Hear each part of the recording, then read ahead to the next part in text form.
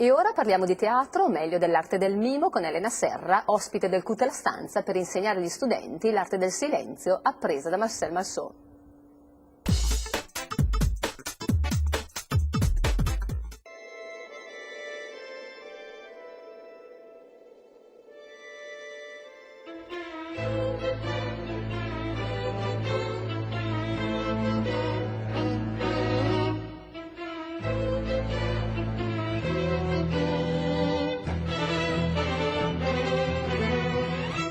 Proseguono gli itinerari teatrali del CUT La Stanza, diretti da Maria Candida Toaldo, con il laboratorio teatrale Mimo dal Vivo, condotto da Elena Serra, che è qui con noi. Elena, come nasce la tua passione per il mimo?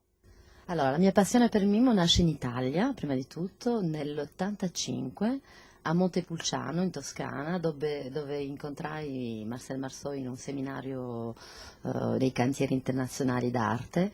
E a 19enne io avevo fatto degli studi di danza, teatro, e quando incontrai Marcel Marceau scoprì un'arte meravigliosa che mi appassionò, mi piace così tanto che decisi di lasciare l'Italia per rendermi dunque a Parigi nella sua scuola internazionale di mimodramma.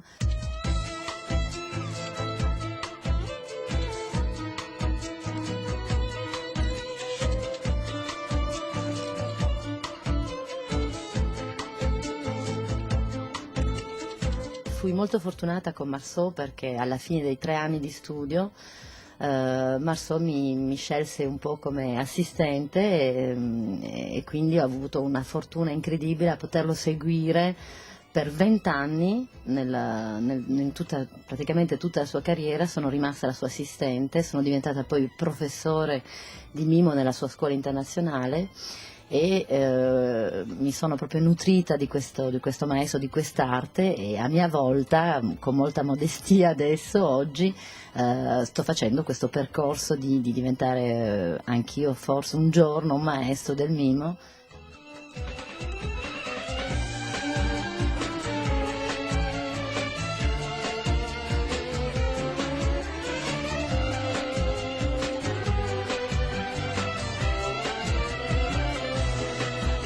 Bisogna dire che il mimo è un po' scomparso dagli insegnamenti delle scuole arti drammatiche di teatro, è scomparso da una quarantina d'anni, non si insegna più tanto, quindi è stato anche quello è stato un ritorno alle origini perché è un'arte molto importante per il teatro.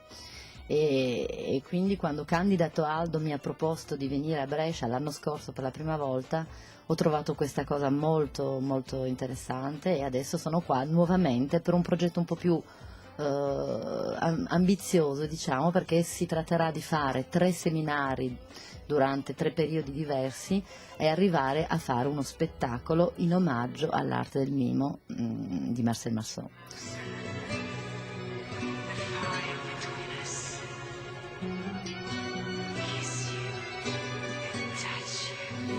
In che cosa consiste l'arte del mimo?